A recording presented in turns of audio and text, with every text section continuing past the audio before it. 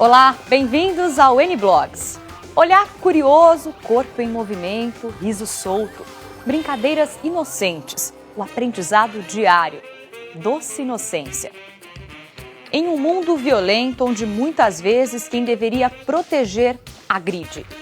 Outros se dedicam a refazer um mundo mágico que só se enxerga quando se é criança. Doce infância. O N-Blogs começa agora.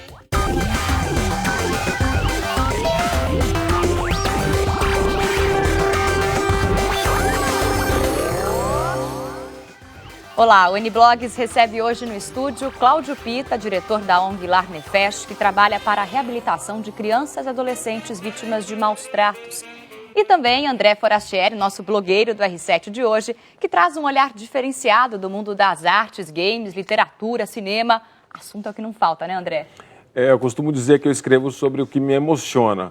Pode ser emoção boa ou ruim. Às vezes eu estou feliz com uma coisa, eu quero mostrar uma coisa que é bacana, escrevo sobre aquilo. Às vezes estou com raiva, também é uma maneira de desopilar o fígado. Sempre falando de cultura, mas cultura é meio que dá na telha no dia. Então, claro, eu tenho essa liberdade. Bacana, então a gente vai falar um pouquinho sobre o blog do André Forastieri daqui a pouquinho. Mas antes vamos abrir o programa falando de uma pesquisa recente do Hospital das Clínicas de São Paulo que mostrou que as agressões contra crianças aumentaram do ano passado para cá.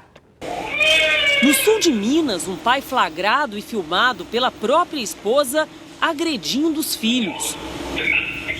No Rio, uma criança de 3 anos internada depois de ingerir veneno de rato oferecido pela mãe. Em Belém, os hematomas cobrem o corpo e o rosto dessas 2 meninas espancadas pela mãe.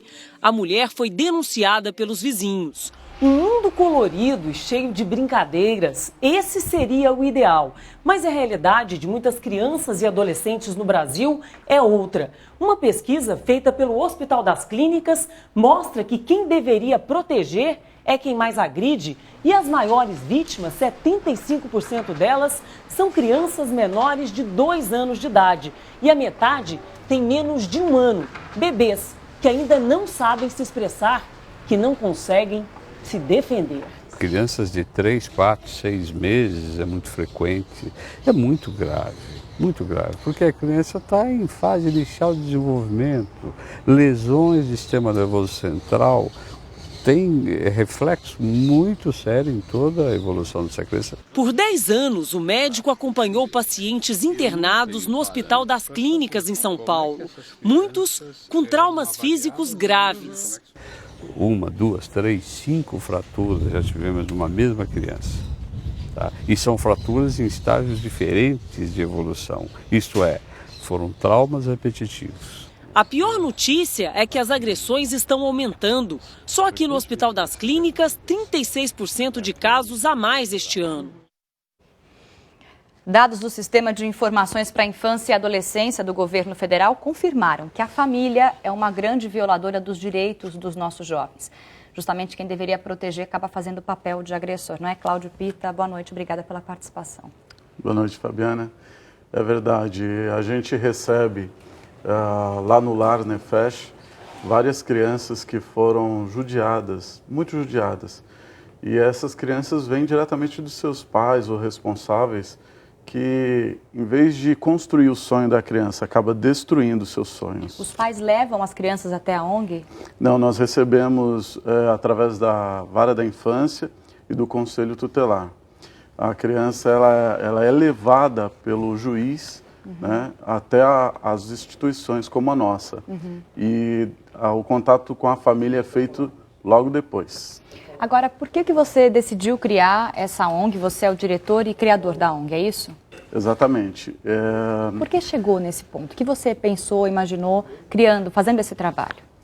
Há 8 anos atrás, nós trabalhávamos, eu e minha esposa, com crianças nas ruas, que é aquela fase que a criança ela é tão judiada, tão maltratada em casa, que ela vai para a rua. Na rua ela é abraçada pelo traficante, ela é abraçada por uma prostituta, enfim, chamado mãe de rua e pai de rua.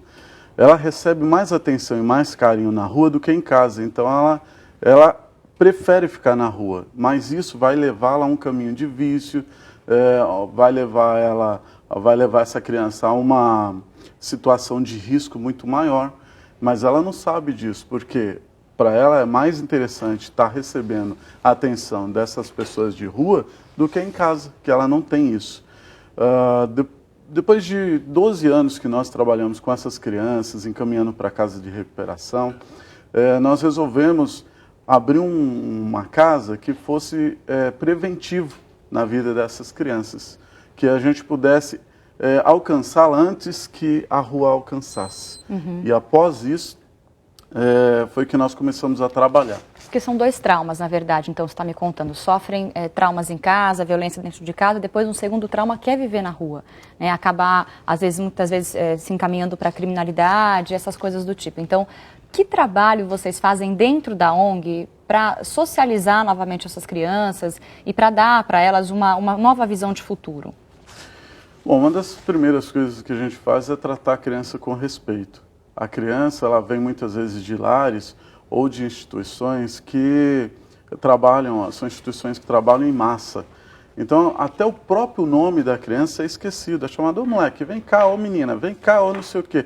E lá não, a gente trata com respeito. Quando a criança chega, nós já nos apresentamos, olha, prazer, fulano de tal, nós aqui estamos à sua disposição para te ajudar, esse é o seu novo lar, seja bem-vindo. As próprias crianças que convivem ali recebem com muito amor e carinho essa criança. Então, o impacto na vida dessa criança é muito forte, né? E ela se desmancha. É uma mudança totalmente, assim, né, na rotina. A própria casa, ela promove na criança a segurança que ela precisa, a autoestima dela, a elevação da autoestima. Então, o carinho das tias que trabalham comigo lá, o carinho das próprias crianças que já passaram por situações semelhantes, hoje vivem uma vida feliz lá no lar, inclusive aguardando uma mudança nos próprios pais, para que eles possam voltar para a família, a viver com a família. Essa pesquisa do HC, do Hospital das Clínicas de São Paulo, mostra que 36%, houve um aumento de 36% nos casos de agressão esse ano em relação ao ano passado. Quer dizer, é um aumento bastante grande. Quanto mais informação a gente tem, parece que os casos vão pipocando cada vez mais, né, André? Como que você, como cidadão, absorve essa informação da pesquisa, entende isso? Eu acho um aumento muito grande para um ano. Talvez tenha tido mais registro esse ano do que no passado. Mas o que acontece é o seguinte, hoje a gente fica sabendo mais das coisas. E o Brasil é um país muito jovem e de pais e mães muito jovens, muito despreparados. Eu acho que não tem responsabilidade maior que uma pessoa pode ter do que botar um filho no mundo. E as pessoas botam com muita naturalidade, muito tranquilo. Às vezes você vê, às vezes nem é um casal de adolescentes, mas os pais, mas é uma bênção, etc. Um pouco de negligência, talvez? Acho que é muita negligência, é muita ignorância e, de fato, como esses dias falando esse assunto do Enem e tudo, né? O Brasil é um país muito ignorante. Se você for pegar em comparação com outros países, né, o Brasil é a 10ª maior economia do mundo. Nós somos, de 0 a 100, nós somos o número 74 em investimento em educação. Então, é uma gente muito jovem, muito pouco educada, e que às vezes a menina engravida. Não estão preparados. Não estão preparados, muitas vezes não estão preparados. A criança ou crianças que vêm acabam sendo um peso numa vida das pessoas que já é uma vida corrida, desafiadora, né? Então, tem tudo isso aí, tem um lado que pra gente parece monstruoso. Eu sou pai, eu não consigo imaginar uma coisa dessa, né? Claro. E eu me admiro de alguém ter assim, a valentia de todo dia lidar com esse tipo de situação, como você. Porque é uma situação bem trágica, na verdade. Tentar dar um outro viés para a história é o que acho que impulsiona, não é, Cláudio? Exatamente. Inclusive a palavra nefesh, ela significa sopro da vida, uma nova vida, né? É uma palavra em hebraico. Boa escolha. Então, é exatamente essa ideia que nós temos de transmitir para a criança uma nova vida, a reconstrução do seu sonho, do seu futuro, a restauração do ambiente harmonioso da família. É isso que nós tentamos fazer. E elas voltam, elas voltam para as famílias? Já teve casos de crianças que voltaram para as famílias com sucesso, porque a família continua. Claro. O pai que bateu, a mãe que judiou, continuam sendo as mesmas pessoas, né? É verdade. muitos casos acabam não voltando para a família. Nós temos aí uma estimativa de 45% as crianças voltando para a família. E é feito um trabalho com a família também? Depois tem que ser feito também Porque tem que ser um trabalho com o pai e com a mãe Claro. também, ou com os responsáveis, senão, né? O período que a criança está no lar, é feito um trabalho com a família, no momento que a família visita a casa, visita a criança lá no lar, até para a gente poder observar e dar um retorno através de relatório técnico para o fórum acompanhar essa família também. E o próprio fórum acompanha também essa família periodicamente, né? Nós nos reunimos e discutimos o caso, nós e a vara da infância. Agora, para eu entender, as crianças moram no lar e elas estudam no lar. Que tipo de atividade o Lar Nefesh oferece para essas crianças? Alguma atividade cultural ou educacional? Elas vão à escola ou tem aula lá dentro? Como funciona? Bom, quando a criança ela vem para nós e ela tem a idade escolar a partir dos 4 anos, ela vai para a escola, do município ou do estado, né? Dentro do próprio lar, nós temos atividades pedagógicas, nós trabalhamos com música, com teatro, nós trabalhamos com artes, né, informática, as pessoas voluntariamente vão lá, dão aula, contam história. Quer dizer, nós envolvemos também a comunidade local nas atividades com as crianças, até para elas se sentirem amadas por essas pessoas. André, você que trabalha com cultura, com, enfim, livros e ouve muita música e vê muito cinema, você acha que a arte ajuda a reconstruir ou a dar esperança ou a mudar a vida de alguém? Você acredita nisso? Eu acredito. É um trabalho bacana. Eu acredito não, eu sei, eu observo, né? E vem dos lados menos esperados, né? Às vezes a maneira de você reconhecer um artista, o que ele fez, o que ele significa, ou se sentir tocado, ou inspirado, ou desafiado, são vetores aí que levam a pessoa a se posicionar de uma maneira ou de outra. É claro que tem que ser uma coisa certa para a idade certa, tem que ser pensado, mas eu acho que isso é chave. É divertido. Na verdade, tem que ser a cultura colocada de uma maneira sedutora e divertida. Isso vale para um videogame, vale para um livro, vale para um filme, vale para uma atividade que a pessoa mesmo faça. Nos Estados Unidos estão usando com muita eficiência a criação, não só jogar, mas criação de jogos em sala de aula, na faixa dos 9, 10, 11 anos de idade, e está tendo ótimos resultados do ponto de vista de socialização das crianças, mas também de teste. Depois eles vão fazer os testes e tal, elas pontuam melhor. André, eu estava me lembrando aqui na biografia de Beethoven, ele era um cara tímido, né? E o pai dele agredia constantemente porque queria que ele fosse mais desinibido. Ele é um gênio, enfim, um gênio da música, e isso ninguém tira dele, apesar dele ter sido agredido e tudo mais. Em tempos de Enem, quem faz exame e se dá bem é o deputado mais votado do Brasil. Agora é oficial. Francisco Everardo Oliveira Silva, o palhaço Tiririca, provou que sabe ler e escrever e que pode assumir o cargo na Câmara Federal. Tiririca teve que escrever a frase, abre aspas, a promulgação do Código Eleitoral em fevereiro de 1932, trazendo como grandes novidades a criação da Justiça Eleitoral, fecha aspas. Trecho retirado da página 52 do livro Justiça Eleitoral, uma retrospectiva, editado pelo Tribunal. O palhaço eleito, com mais de 1.300.000 votos, também foi obrigado a ler o título e o subtítulo de 2 reportagens. Uma sobre o Procon e a outra sobre o filme de Ayrton Senna. Ele teve que fazer uma interpretação do que leu e escreveu. Tiririca, porém, se recusou a fazer uma perícia do documento que apresentou ao registrar a candidatura para provar que era alfabetizado. Segundo o presidente do TRE de São Paulo, Walter de Almeida Guilherme, o comediante será diplomado, qualquer que seja o resultado da perícia. André, o Enem também foi tema do seu blog, não é isso? Foi tema do meu blog, sim. Aliás, fiquei muito feliz com essa notícia do Tiririca. Eu achei que ele foi o candidato que melhor soube passar a sua mensagem, que era uma mensagem contra a empulhação, na verdade, de uma maneira bem cômica e muito brasileira, assim. Acho que nós merecemos um palhaço oficial, dentro de tantos palhaços não oficiais que temos ali. Mas sim, foi o Enem, eu escrevi sobre o Enem hoje, porque eu achei ridícula toda essa discussão em volta do Enem. A questão importante sobre o Enem é que ele não deveria existir, a gente deveria abolir o Enem. Na sua opinião, você acha que não tinha que... não deveria existir. Porque o Enem é uma maneira da gente fazer de conta de que está sendo feito alguma coisa pela educação no país, alguma coisa séria, racional. E, na verdade, o Brasil é uma vergonha global em termos de educação, né? O Brasil é a 10ª maior economia do mundo. Em termos de investimentos públicos na educação, nós somos o número 114. 114. Tá mal, né? Tá longe. Então, assim, a gente não há investimentos na educação. A minha teoria é porque é muito difícil você roubar dinheiro da educação.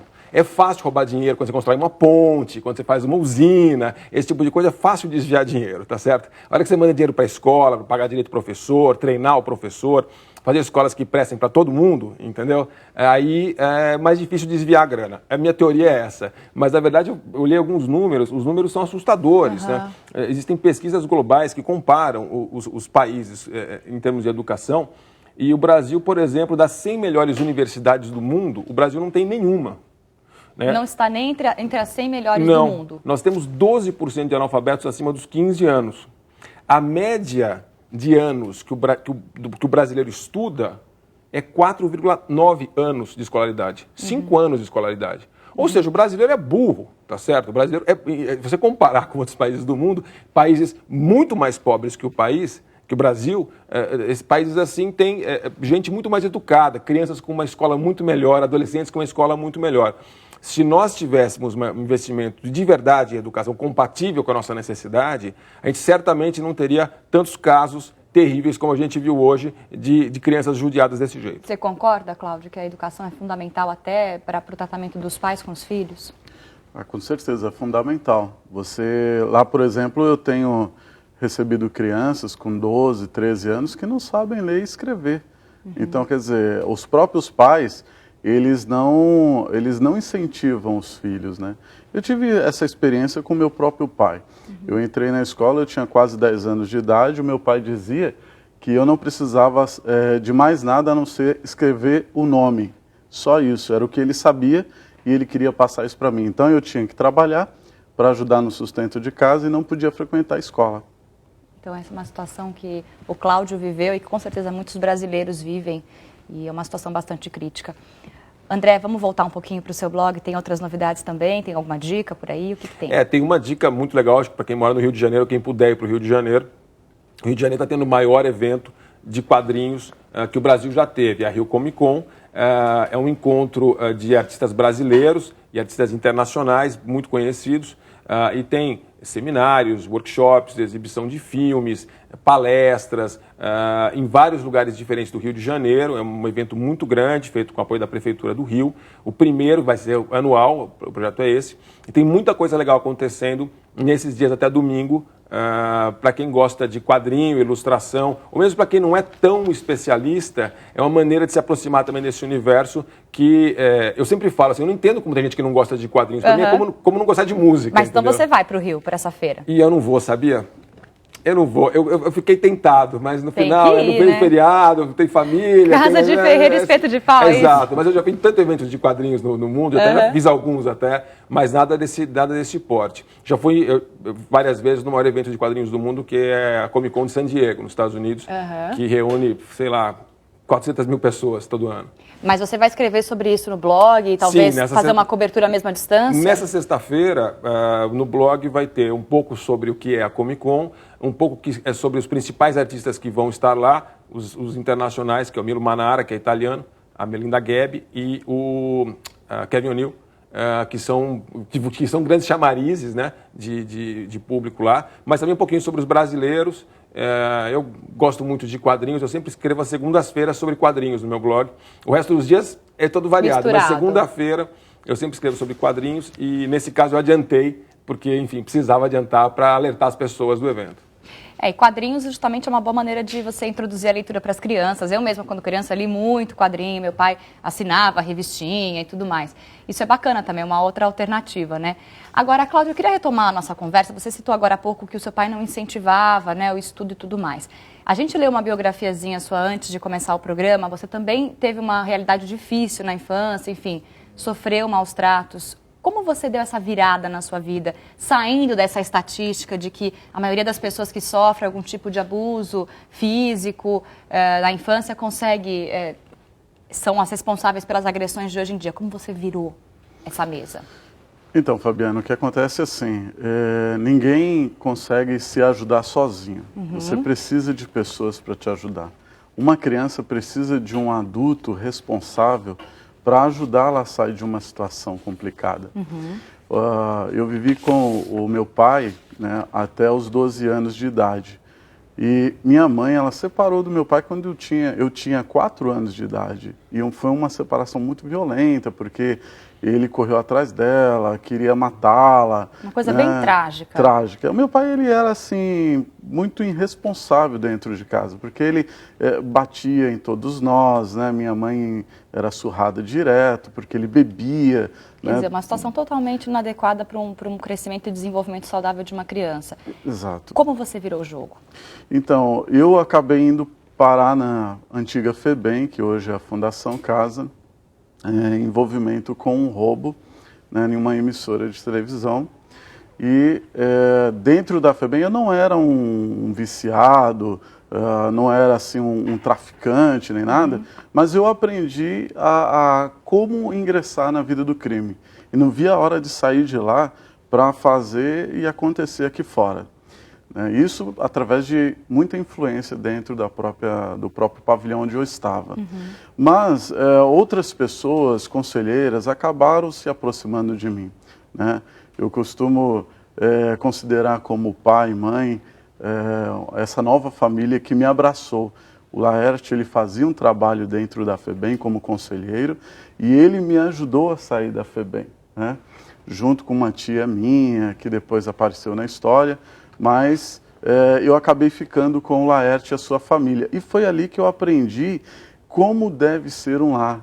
Porque o Laerte e a Marisa, eles eram muito carinhosos com os filhos e não me tratou diferente, me tratou como igual. Como se fosse um filho mesmo, como dentro se da fosse casa um deles. filho. Então, aos 16 anos, eu já estava adquirindo responsabilidades que eu estava aprendendo com eles, né? Foi aí que eu comecei a voltar a estudar, né? Me formei primeiro em teologia, hoje eu sou estudante de direito, né? Então, tudo aconteceu para me ajudar a ajudar outras crianças. Bom, acho que todos nós, como pessoas da sociedade civil, temos que arregaçar a manga e fazer essa história, mudar um pouco o rumo dessa história e se responsabilizar um pouco mais pelo futuro das nossas crianças, né, Cláudia? Bom, e agora teatro bom e de graça. Peça Quem Tem Medo de Curupira, dirigida pela premiada Débora Dubois, fica em cartaz no Teatro do SESI São Paulo até 12 de dezembro. É o primeiro texto teatral do cantor maranhense Zé Cavaleiro. O espetáculo, em formato de musical popular, ao modo das velhas revistas e chanchadas, envolve personagens da fábula brasileira pouco explorados na dramaturgia. Desacreditados e sem espantar mais as pessoas, o Saci, a Caipora, o Boitatá, o Curupira e a Iara resolvem se aventurar numa viagem até a cidade para descobrir por que as pessoas pararam de crer em sua existência. Isso aqui é que é cidade? Nenhum sinal de água, nenhum sinal de rio. Ainda tem tempo de voltar. A trilha sonora, também assinada por Zé Cavaleiro, é uma viagem por diversos gêneros brasileiros. Quase toda a movimentação no palco é feita por danças populares coreografadas, combinadas com canções pop.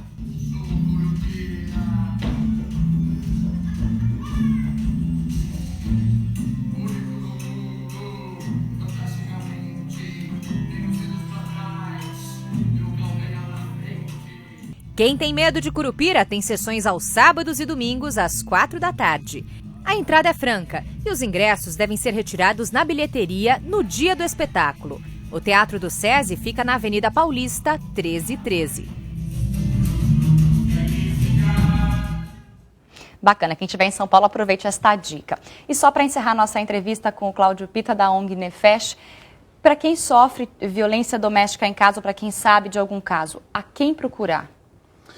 Então, Fabiana, a sociedade precisa saber ter a ferramenta onde buscar o socorro. Você pode procurar a vara da infância mais próxima da sua residência, você pode procurar o conselho tutelar ou você pode procurar uma instituição como a nossa. Você pode, inclusive, nos ligar no telefone 3452-0368, que é o nosso telefone onde nós podemos comunicar com a pessoa e direcioná-la a uma solução. E você, André, alguma última mensagem aqui no N-Blogs? Bom, se alguém tiver interesse, meu blog está lá, André Forastieri, está no R7. Maravilha. Estou no Twitter, @Forastieri. E, enfim, falando de tudo, às vezes até de coisas sérias como essas. E sempre bastante de educação e bastante bobagem também. Bacana, vale a pena conferir o blog do André Forastieri.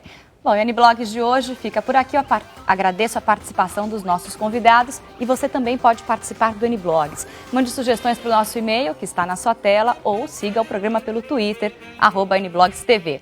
Amanhã a gente está de volta. Tchau!